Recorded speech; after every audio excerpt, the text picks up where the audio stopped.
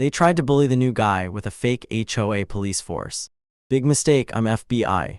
When the fake cops showed up to tow my car, I thought it was a prank, but by the time I realized what they really wanted, it was already too late to pretend this was just about a parking violation.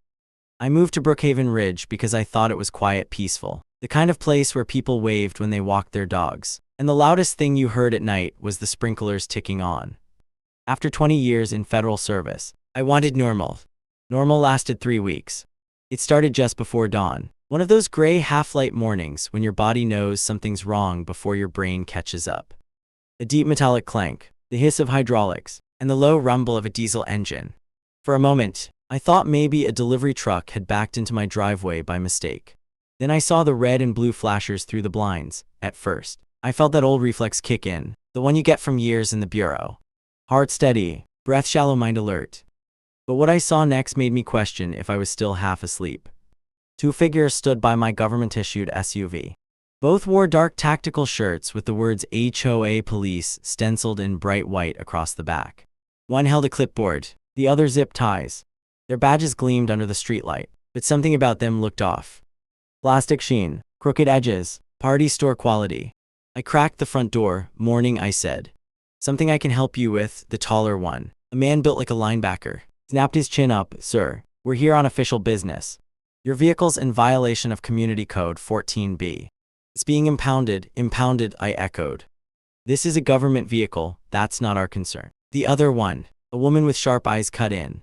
All residents have to comply with neighborhood standards. Their tone had that fake cop confidence I'd heard 100 times from wannabe enforcers. I'd worked undercover in biker gangs and militia compounds. I knew how power looked when it was borrowed, not earned. Then you've got paperwork, I said, reaching out a hand. The woman smiled thinly and passed me a single sheet. It looked like it had been printed off a cheap template. No seal, no signature, no court order.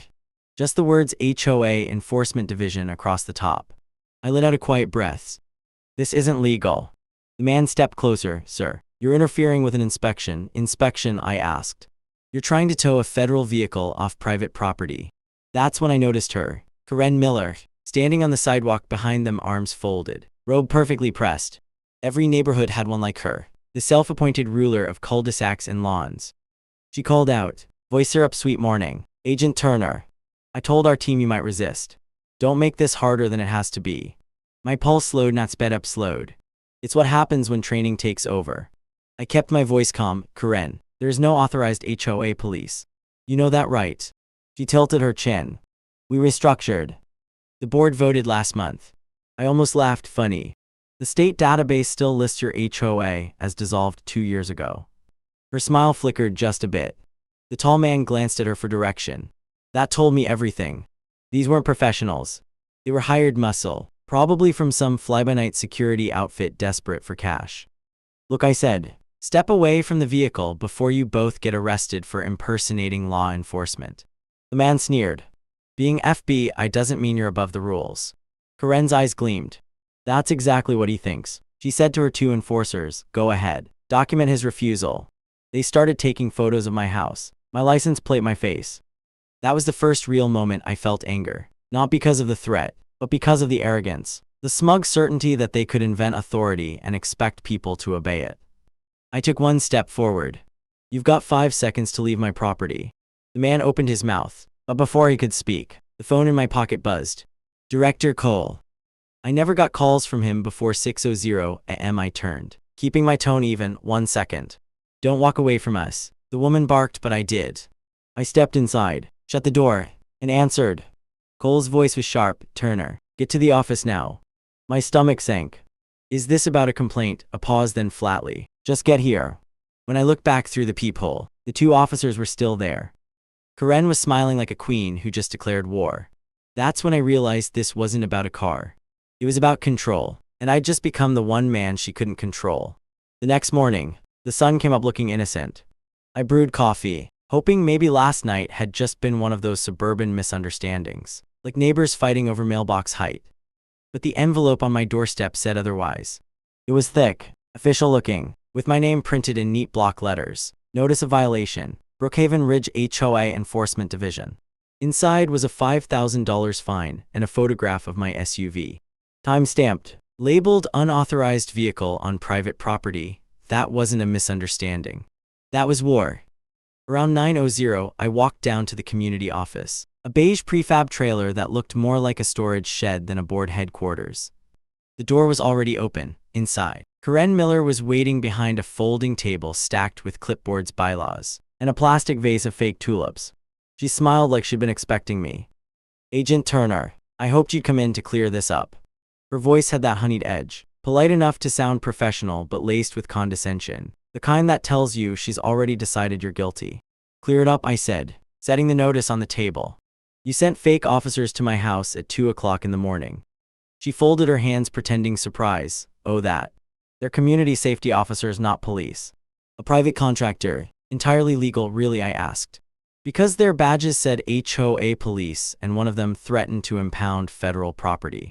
Karen didn't flinch. "You seem tense, Jack. Maybe you're not used to living under neighborhood rules." I felt a slow burn rise behind my ribs. Neighborhood rules don't override federal law. She leaned back in her chair, studying me like I was a project she'd already mastered. "You know, people around here talk. They say you work for the FBI, but nobody's seen any proof. For all we know, you could be embellishing." That line wasn't random. It was a test. She wanted me defensive, reactive. So I smiled instead. "That's one theory," I said. "The other is that your so-called HOA doesn't exist in the state registry." Karen's smile stiffened. "We're in the process of renewal." I flipped open my phone and scrolled to the state corporation database. According to this, Brookhaven Ridge Homeowners Association was dissolved 2 years ago for failure to file taxes. You can't enforce anything. For a heartbeat, something sharp crossed her face, surprise, maybe even panic. But it vanished so quickly, I almost doubted I'd seen it. "You seem very interested in our paperwork," she said coolly. "Maybe too interested." I slipped the phone back into my pocket. "That's my job, Karen. Details." She stood smoothing her blazer and handed me a brochure with the HOA logo. "Then you'll appreciate this. We've launched a new program, Community Compliance Initiative. Ensures everyone follows the same standards. Keeps our property values high." I glanced at the glossy cover. Photos of smiling neighbors, trimmed lawns, and ironically, a police cruiser that wasn't real. "This program," I said, "does it include stalking residents and inventing fines?" Karen's eyes narrowed, careful. "Agent Turner, you're new here, and we don't take kindly to accusations." "Neither does the Bureau," I replied. We stood there for a long moment, silence heavy between us. Somewhere outside, a leaf blower hummed. Ordinary suburban life, pretending nothing was wrong. Finally she sighed, tilting her head with mock sympathy. "Look, Jack, I'm trying to make this neighborhood safe. People like orders, predictability. If you just cooperate, we could avoid all unpleasantness." The way she said unpleasantness made my skin crawl. I picked up the violation notice, folded it neatly, and slid it into my jacket. "You want predictability. You'll get it. Every action you take from now on documented, time-stamped, and reported." Her expression faltered, just slightly. Then she laughed. "You think you scare me because you carry a badge?" I met her eyes. "No, I think I scare you because I don't need to." As I walked out, I caught a glimpse of a small security camera above the door, its red light blinking. It wasn't city installed. It wasn't even connected to a licensed system. She was recording everything, watching everyone. I remember thinking, this isn't a neighborhood. It's a test site, and somehow, I was the variable she couldn't control. That was the morning I stopped hoping this would blow over. Because Karen Miller wasn't just enforcing rules. She was building her own little government, and I had just declared independence. The next day, my phone started buzzing before sunrise. Not a call. Notifications. Dozens of them. Someone had posted a video of me. It showed last night's confrontation in my driveway, me standing under the porch light facing the so-called HOA officers. But the clip was chopped, rearranged, and stripped of context. The sound was distorted. The lighting exaggerated. They'd slowed it down at key moments to make me look aggressive. Voice raised, shoulders tense. The caption read, "FBI agent threatens community police over simple violation." Within hours, it had hundreds of shares in the neighborhood forum, local Facebook groups, even the HOA mailing list. Neighbors I hadn't even met yet were posting comments. "He thinks he's above the law. We just want to feel safe again. Maybe the board should remove him." And there it was. The strategy. Karen didn't need to prove I was dangerous. She just needed everyone else to believe it. I'd seen propaganda before, in war zones, in criminal networks, but never this close to home. Watching your own street turn against you is something different, something personal. I scrolled through the thread until I found Karen's comment. Calm and polished. Our community officers acted with professionalism. We value safety and transparency. We're reviewing the incident, reviewing, like it was an internal investigation. That word sent a chill through me. Because in the Bureau, review means one thing. Your record's under scrutiny. By noon, the video had reached my office email. A short note followed. Agent Turner, please be advised that this content has raised concerns about public conduct. Report to Internal Affairs HQ 9:00 a.m. tomorrow. No signature, no context. Just the cold efficiency of bureaucracy in motion. That afternoon, I took a slow walk through the neighborhood. People avoided eye contact. One woman who'd waved at me the day I moved in now crossed the street when she saw me coming. A couple of kids playing basketball stopped dribbling and stared until I turned the corner. Every camera above every garage seemed to follow me. I could feel it. Those tiny blinking LEDs watching recording, feeding some private network I hadn't been invited to. I noticed one mounted high on a lamp post near my house. It wasn't a city model, too new, too sleek. I took a photo and ran it through a facial recognition metadata scan when I got home. The serial number traced back to a vendor in Nevada that specialized in private surveillance systems for gated communities. Only one problem. Brookhaven Ridge wasn't a gated community. I sent the info to Alvarez. Within minutes he called back. Those cameras are registered under a shell company, Silver Shield Security, he said. The same people whose SUV was parked near your driveway. That's when I knew this wasn't about neighborhood watch or property values. It was organized, funded, controlled. Alvarez promised to dig deeper. I trusted him.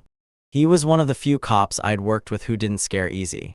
As night fell, I sat on the porch with the lights off watching. Two black SUVs drove by, slow and deliberate. The same route, same hour, both nights. When one of them stopped at the intersection, I caught the faint glimmer of a drone light above the trees, small, silent, steady. I recorded everything, timestamps, license plates, flight paths, habit, survival. Then, around 10:00 p.m., my phone buzzed again. Unknown number, text only. You don't belong here, no emoji, no punctuation, just those 4 words. I stared at the screen, the glow reflecting off my coffee cup, and thought about something my old mentor used to say. The first step to control is isolation.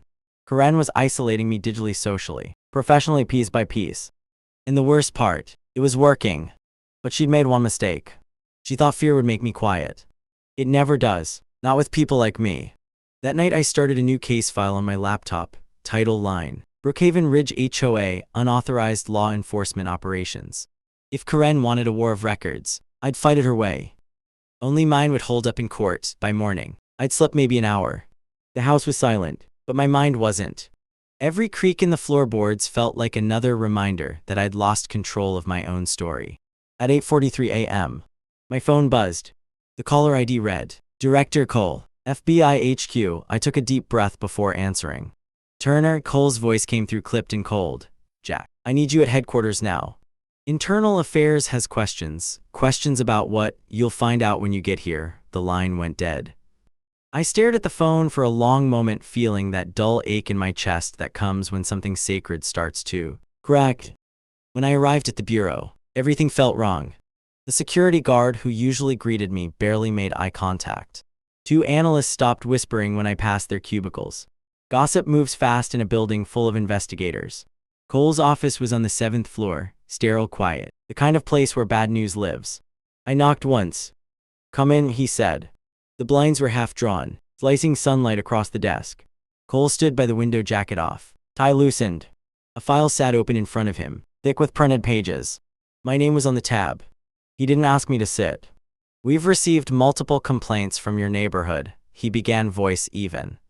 Claims of intimidation, verbal threats, unprofessional conduct, 10 signatures. I forced a breath. Those statements are false. They're part of a harassment campaign run by a neighbor, Karen Miller. He turned slowly, arms folded. Karen Miller, yes. She's behind the fake HOA police. She hired a private security company to impersonate officers. Cole's jaw tightened. We looked into it. The company's registered and licensed. That's not the same as authorized, I said. They're enforcing laws that don't exist. He exhaled through his nose, weary. Jack, I've known you a long time. You're a good agent. But this, he gestured to the file. This looks bad, neighbors. local law enforcement, even the HOA board have filed complaints. It's a pattern. I stepped forward. The HOA board doesn't exist. The association dissolved 2 years ago. Cole's eyes flicked up at me, sharp, searching. You're saying all these people coordinated a conspiracy against you? I hated how that sounded out loud. I'm saying someone's manufacturing it. Someone with influence. He walked back to his desk, lowered his voice. You're being accused of threatening community officers. There's even video evidence. My pulse jumped. The edited footage. You've seen it. He nodded grimly. Internal Affairs did.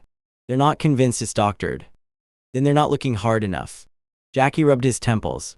You've been through a lot these past few years. Maybe it's time you took some leave. Clear your head. There it was, the bureaucratic knife wrapped in sympathy. I stared at him. You think I'm losing it? He didn't answer, which told me enough. I took a slow breath, lowering my voice.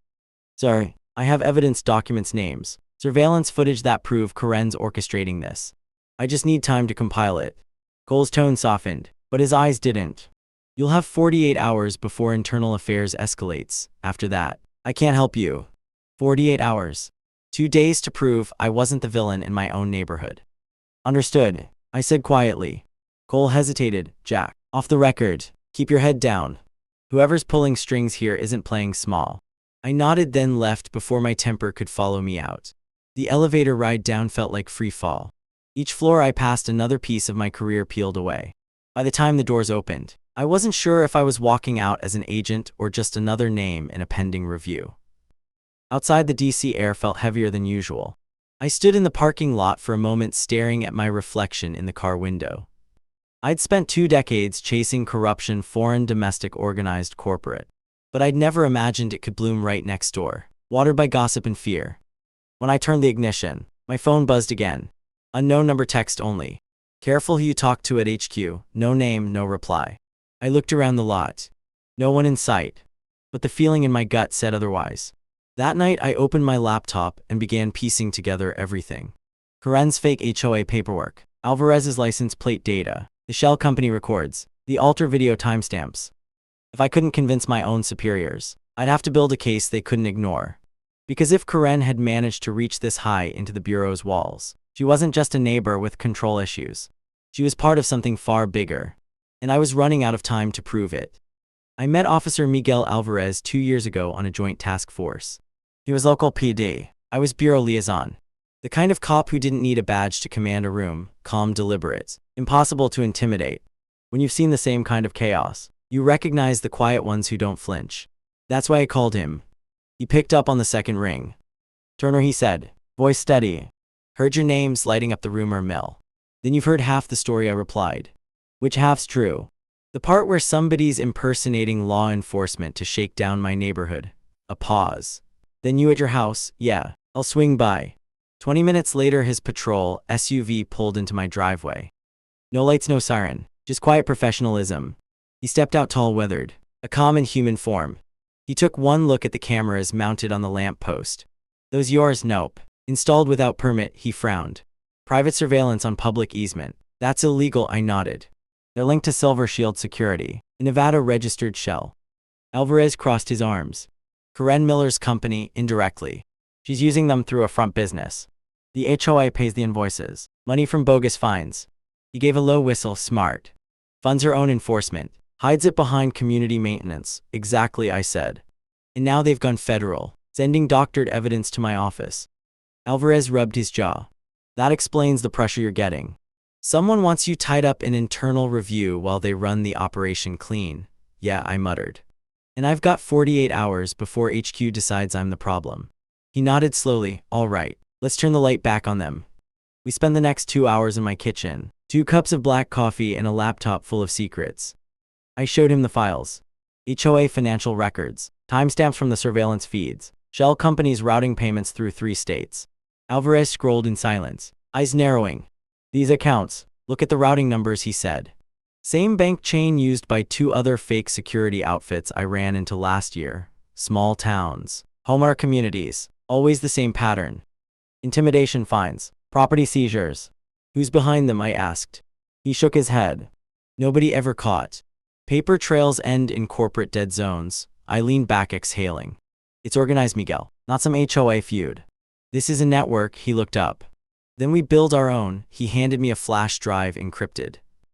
Plug this in and record everything from your home cams and comm logs. I'll mirror the footage through my department system. Off the books, you sure about that? He smiled faintly. You helped me once when Internal tried to hang me out to dry. Call this even. As the sun went down, he walked the perimeter of my yard, scanning with his flashlight. The beam caught small lenses glinting under the eaves. Hidden cameras, he muttered.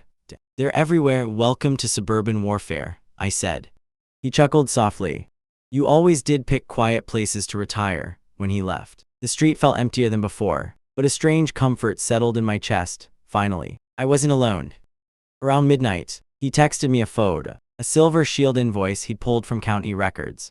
The billing address wasn't Nevada, it was DC, a suite number in the same building as the Bureau's Facilities Oversight Office.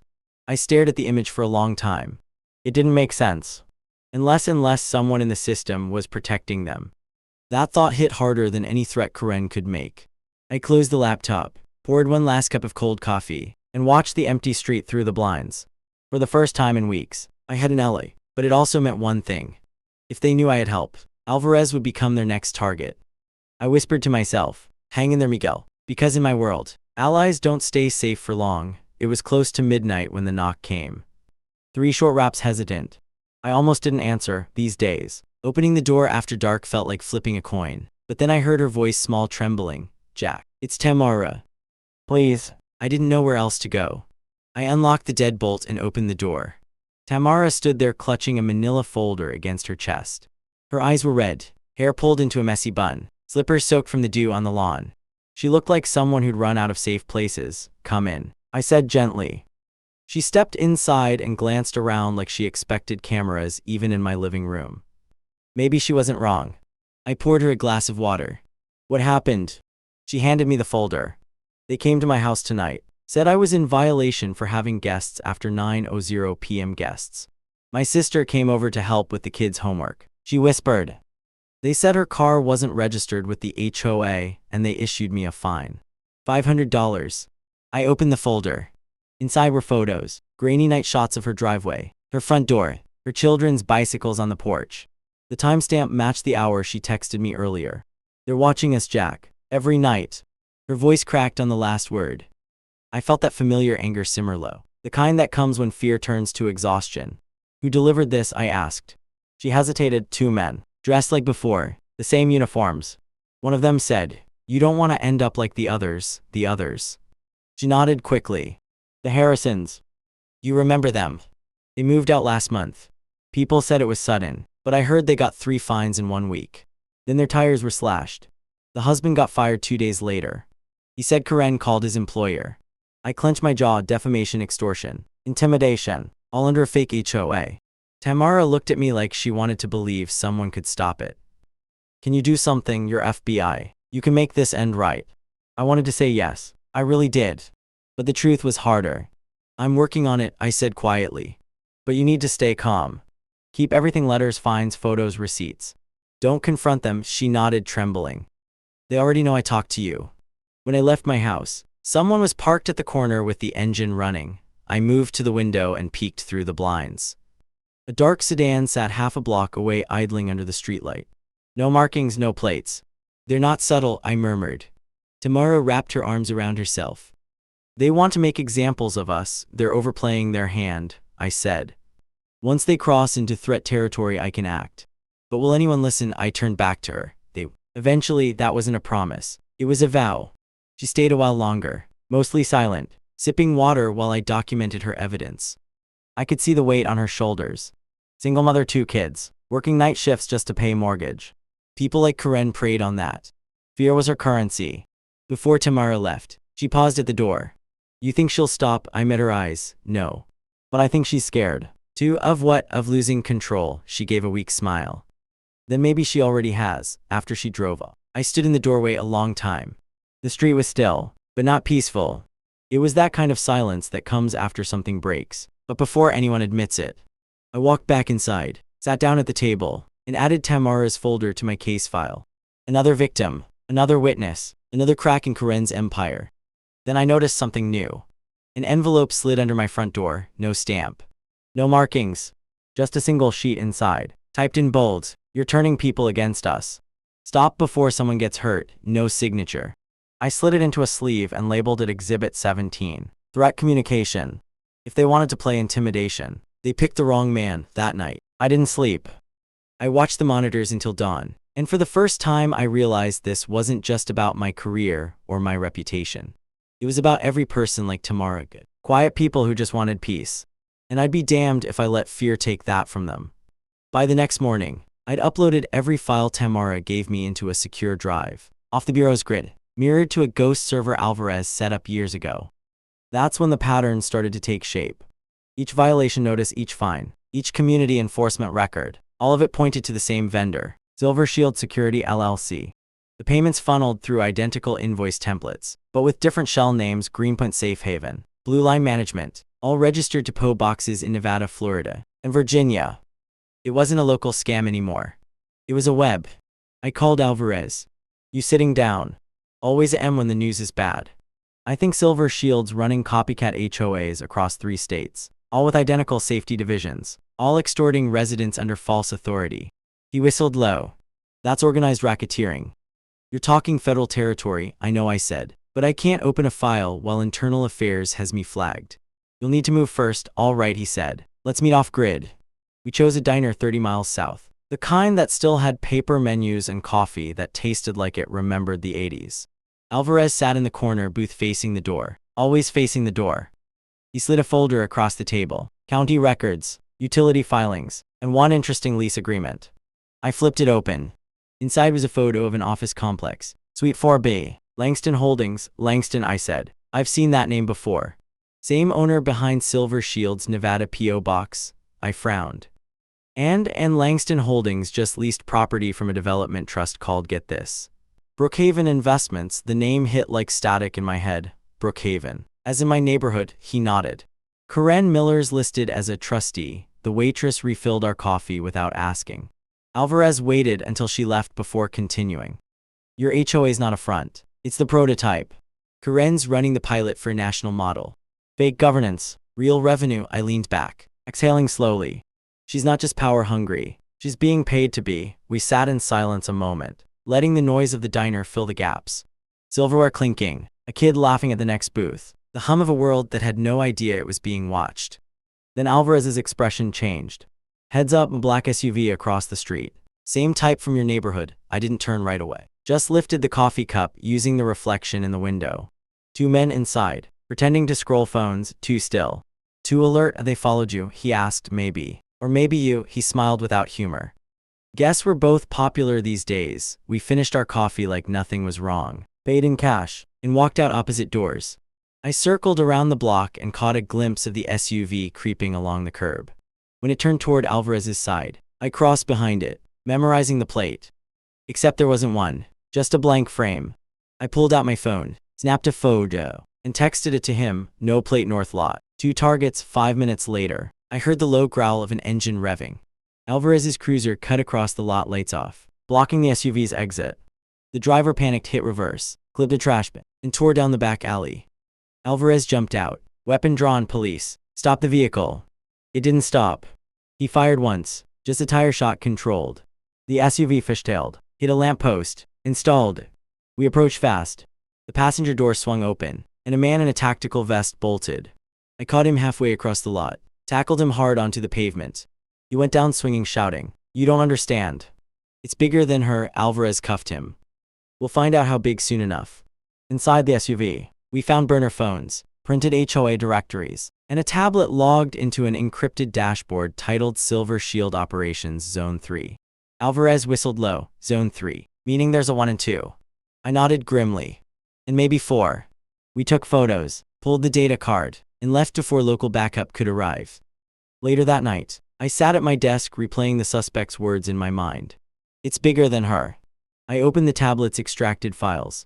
There it was, a list of over 40 community partnerships across 6 states, HOA names, addresses, even liaisons. And under liaison 3B, Brookhaven Ridge, one name stood out. Karen Miller. But right below it another. Cole Harrison. I froze. That was my director's full name. For a long time, I just stared at the screen, the cursor blinking like a heartbeat. Karen hadn't just gotten inside the bureau. She'd started there by dawn. The data from the tablet was fully decrypted, names, dates, payments, and one headline that burned into my screen. Federal Oversight Liaison Director C. Harrison Cole. My director. The same man who told me to keep my head down. I stared at it for a long time, waiting for some other explanation. Clerical errors, mistaken identity, shared name, anything that made sense. But in my gut, I already knew. I'd seen that kind of quiet complicity before, in field ops gone sideways, when good men started turning bad because paperwork was easier than conscience. By noon, I was standing in front of his office again, same blinds, same silence. Only this time, I didn't knock. Cole looked up as I stepped in, his expression unreadable. "Jack, you look like hell, been busy," I said. "Mind if we talk?" He closed the file on his desk. Too smoothly. About what? About Brookhaven Ridge. About Karen Miller. About the Silver Shield network you've been funding. His hand froze mid-motion, just for a second. Then he gave a small, humorless smile. "You've been digging where you shouldn't." "Someone had to," I said. "You knew this was happening. You let her run it." He leaned back in his chair, studying me. "You ever wonder, Jack, why the Bureau doesn't get involved in neighborhood disputes? Because it's a waste of federal resources." "This isn't a dispute," I snapped. "It's organized racketeering, using fake police to extort citizens," he sighed, almost fatherly. "You always had a talent for seeing patterns that weren't there." "I've got evidence, Cole."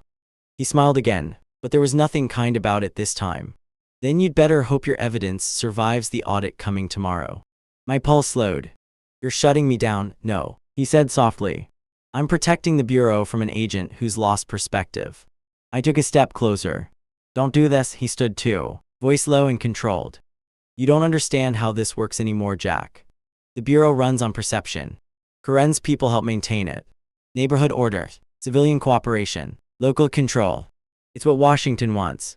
You think we fund community policing programs for fun, so you're telling me this whole thing, fake HOA police, surveillance, intimidation, it's sanctioned." He didn't answer directly. Just said, "Sometimes it's easier to manage the public when they police themselves." I stared at him, feeling the floor tilt under me. "You've crossed the line." "No," he said calmly. I erased it. I don't remember leaving the office. One minute I was standing there. The next I was outside in the parking lot, breathing hard, fists clenched. Every instinct screamed to expose him, but that would take time-proof strategy, and right now he controlled both. My phone buzzed again. "Alvarez, you okay?" he asked. Define okay. He didn't press.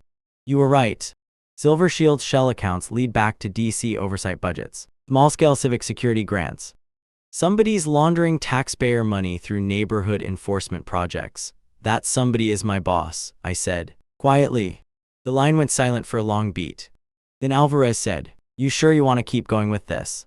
If he's in it, they'll bury you before you hit send." I looked across the lot, watching two black sedans glide past HQ's gate.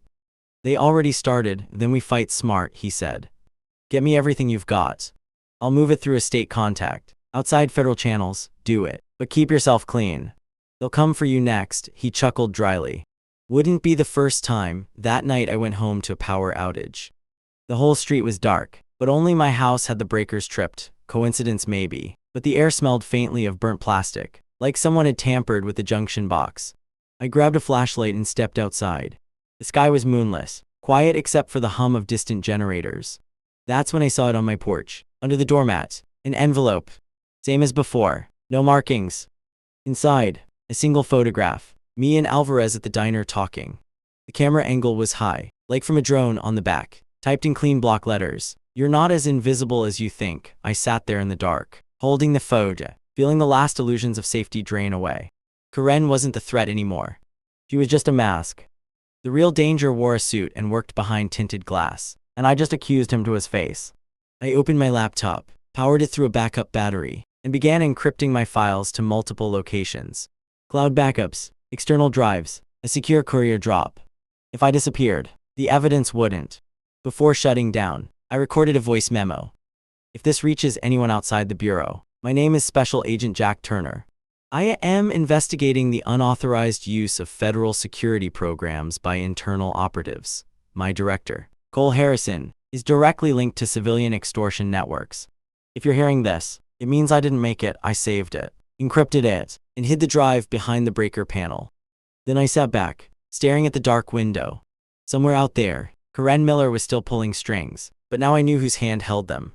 And for the first time in my life, I didn't know who the enemy really was, the criminal outside my house, or the one who signed my paychecks. When you've been in the bureau long enough, you stop believing in coincidences. People say wrong place, wrong time, but in my world, those are coordinates. Someone puts you there.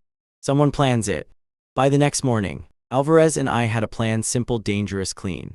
We'd feed them bait. A trail of false intel pointing to a hidden drive in my garage containing unreleased HOA recordings that tied Karen to her private enforcers.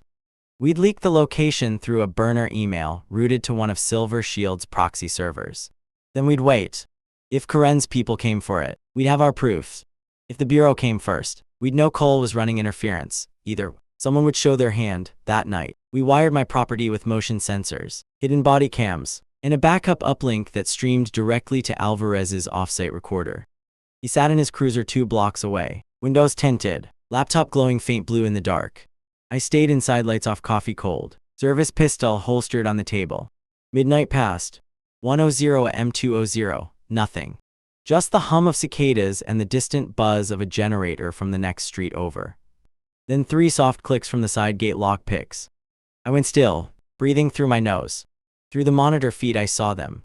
2 figures in dark tactical gear, faces covered, flashlights red filtered.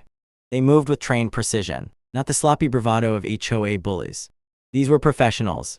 One whispered into a mic, target location confirmed. Moving to retrieve, I texted Alvarez a single word. Contact, he replied instantly. Hold position. The first man cut power to the security lights. The second pried open the side door with a crowbar wrapped in cloth to muffle the sound. They stepped inside. I let them move through the hallway, slow, deliberate searching. One whispered, "Garage is this way." That was their mistake. The moment they crossed the threshold, the floor sensor tripped. A flashbang detonated. A controlled one, non-lethal, just enough to disorient. I stepped out from behind the kitchen island, weapon raised. Federal agent, drop it. One turned, blinded, stumbled backward, hitting the shelf. The other lunged for his sidearm. Before he could draw, Alvarez burst through the back door. Gun leveled, hands up now. They froze. The taller one cursed under his breath. "You don't know who you're messing with." "Then enlighten me," I said. He hesitated, then muttered, "We're under contract. Direct authorization." "From who?" Alvarez barked. He didn't answer, so I ripped the comm mic from his collar. It was still transmitting. I raised it to my mouth. "This is Special Agent Jack Turner. Whoever is listening, you are in violation of federal law. Identify yourself." Static. Then a voice I knew too well. "Stand down." "Agent Turner." "That's an order, Cole." The room went silent except for the hum of the open line. Alvarez's eyes widened. "That's your director." I didn't lower my weapon. "You sent them, Cole." His voice was calm, like he was reading from a script. "You're interfering with an internal investigation. Surrender your weapon and all data immediately." "You mean the data that proves your little partnership with Silver Shield?" Static again. "Then, you've gone too far, Jack. Walk away." I stared at the mic. "Heart steady, I can't." "Not anymore." Then the line went dead. We cuffed both operatives and secured the scene. Alvarez photographed everything. Their fake warrants, encrypted phones. On one of the men's forearms was a tattoo, a silver shield over a snake. He caught me looking and said quietly, "You think this ends with her? You're wrong." We loaded them into the cruiser and drove to an abandoned storage yard Alvarez used for evidence holding. No paper trail. He turned off the engine. "You realize this just made us fugitives in our own departments?" "Yeah," I said. "Feels like home." He cracked a dry smile. "What now?" "Now we finish it." We spent the next 4 hours decrypting one of the operatives' phones. Inside a text thread with contact initials KM and CH. Karen Miller, Cole Harrison. The messages were time-stamped just before the break-in. CH. Proceed with extraction. Secure the drive. Neutralize resistance if needed. KM. Consider it done. You won't have the nerve to fight back. Alvarez leaned back, whistling low. "Well, she was wrong about that." I exhaled slowly, the adrenaline finally catching up. "We've got them," he nodded. "Yeah, but they've got reach. By morning, every system you touch will light up like a warning beacon." "I know," I said. "That's why we don't go online." "Then how do we expose them?" I looked at him, the answer already forming in my head: public. They built their power in the dark, so we drag it into daylight. He grinned faintly. "Press better," I said. "The people they've been preying on." I stood outside as dawn broke. The air cooled, the first rays of sun cutting across the street like searchlights. Karen thought she could bury truth under fear. Cole thought he could wrap corruption in protocol, but they both forgot one thing. The moment you try to control people with lies, sooner or later somebody fights back with truth. And I was about to hand them a spotlight they couldn't escape. The meeting was set for Saturday evening at the community center, the same place where Karen had held her HOA orientation nights. Only this time the tables were turned. Alvarez arranged for 2 uniformed deputies, real ones, to stand by the exit. I'd contacted a few trusted residents, Tamara among them, and told them to spread the word. Mandatory HOA assembly, open to all homeowners. Karen loved an audience. I was about to give her one. By 6:00 p.m. the room was packed. Rows of folding chairs, murmurs of curiosity, and that faint smell of burnt coffee and paper flyers. Karen stood at the front, her trademark smile in place, wearing a cream blazer and that same overconfidence that had kept everyone in check for months. "Good evening, neighbors," she began brightly. "Before we get started, I just want to remind everyone order and respect are what make our community strong." She didn't notice me at first. I stayed near the back, arms crossed watching. When she finally saw me, her voice faltered just slightly. "Oh, Agent Turner, glad you could join us, wouldn't miss it," I said. I stepped forward holding a folder thick with documents. Alvarez followed, silent but steady. Karen's eyes flicked toward him, then back to me. "If you're here about that misunderstanding last week, not a misunderstanding," I cut in. "An investigation." The room went still. She laughed, that brittle rehearsed laugh of hers. "Oh, come now. You're not here in an official capacity." "Actually," I said, "I'm here as a resident and as someone who's tired of being lied to." I placed the folder on the podium, flipped it open, and began laying out the evidence.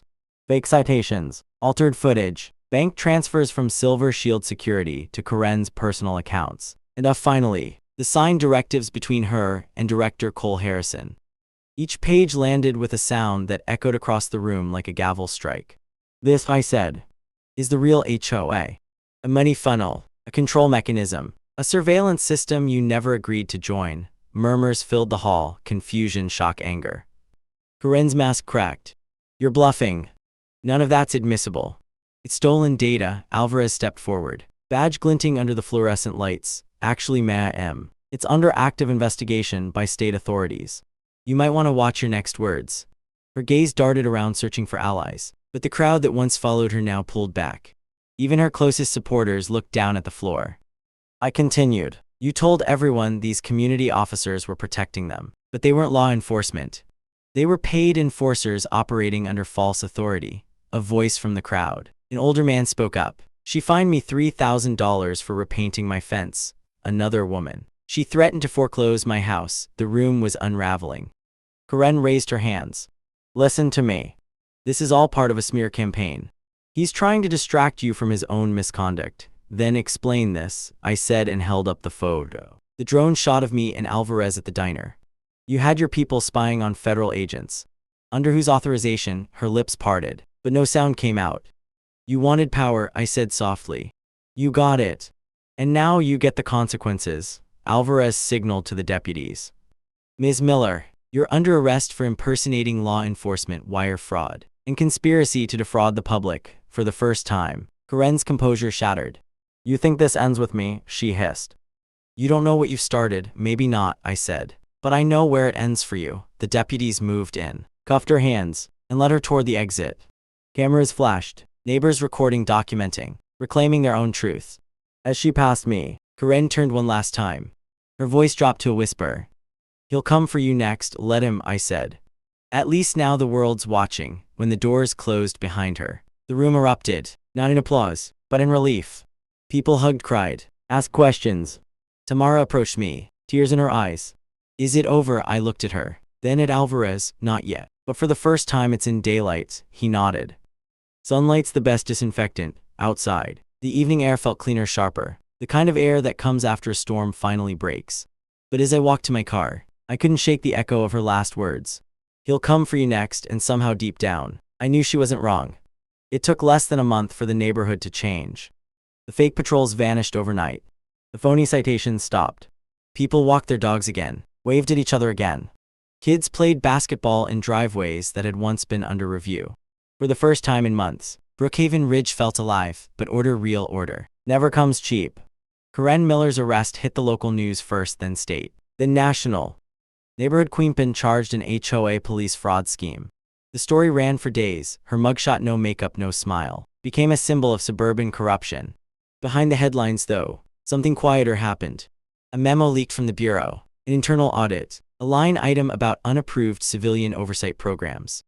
And at the bottom of that memo, one name had been redacted. But I didn't need to read it to know whose it was. Director Cole Harrison. He resigned the same week Karen was indicted.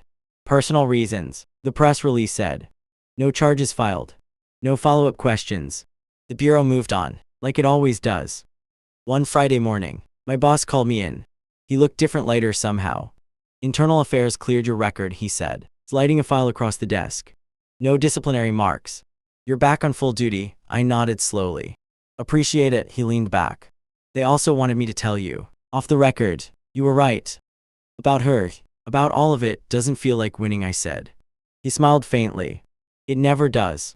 We shook hands, and for the first time in months, I felt the weight lift, just a little. But deep down, a small voice whispered, not yet that weekend. I drove through the neighborhood again. The lawns looked green, the mailboxes freshly painted, the air peaceful. Yet every now and then, I'd catch a glance, someone watching from a window, curtains shifting. Fear doesn't fade that fast. Tamara was out front trimming her roses. She smiled when she saw me.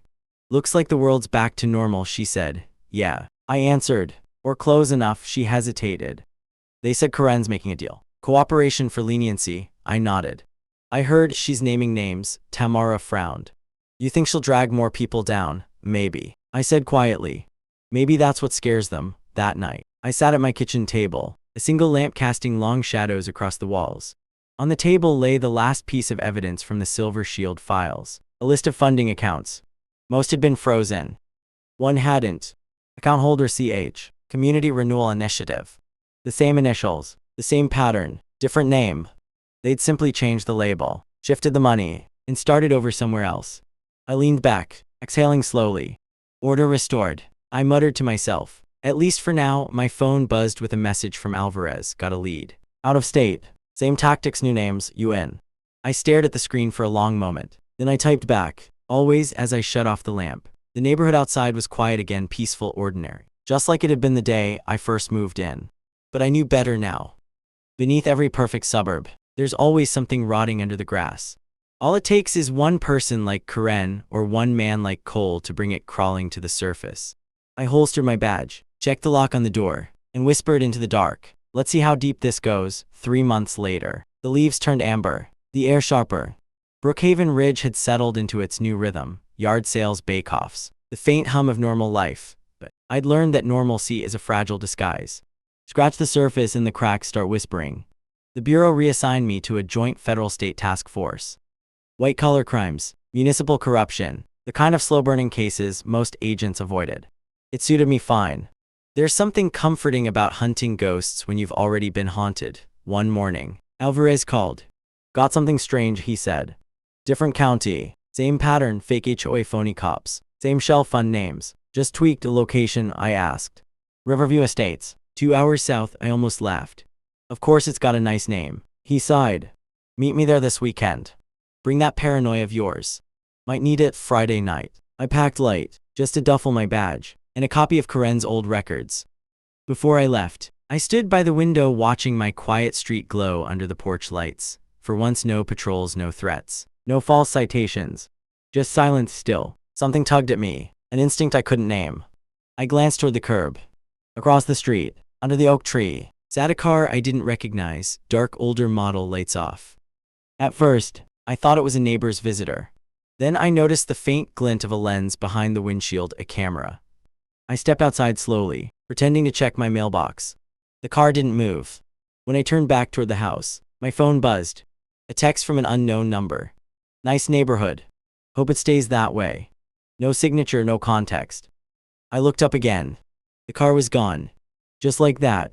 The next day, Alvarez and I met in a diner off I-87.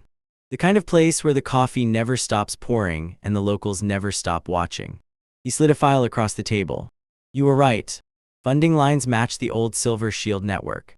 Different directors, but same playbook. I flipped through the pages, HOA letters, forged permits, extortion trails, familiar ghosts with new names. He leaned closer. You think Cole's behind it again? Not directly, I said. Men like him don't vanish. They replicate. Someone else picked up the torch. Alvarez nodded grimly. Then it's the same game. Different board, exactly, I said. And this time, we start before it spreads, he smirked. You always did like fighting uphill. Best views at the top, I said, finishing my coffee. As I drove home that night, the highway stretched empty under a full moon. The radio crackled with distant static, like whispers half heard. When I pulled into my driveway, something waited on the porch, a small, square package wrapped in brown paper. No return address. I tore it open carefully. Inside was a single USB drive. The label read, "For Agent Turner." From a friend, I plugged it into my encrypted laptop, isolating it from the network, one file, a video. Grainy drone footage, timestamped just 2 days earlier. It showed me leaving the bureau, walking to my car, looking over my shoulder. The camera zoomed in, followed me down the street, then froze on my front door. A final message appeared across the screen in clean white letters. You stopped one network. You didn't stop us. The feed cut out. I sat there in silence, heart steady, the faint hum of the laptop filling the room. Then I smiled, small, tired, unafraid. Let's begin again, I whispered. And I hit record. Jack is back in the game, but the syndicate is watching. Do you think he'll survive the next round? Let me know your theories in the comments below and hit follow so you don't miss the next chapter.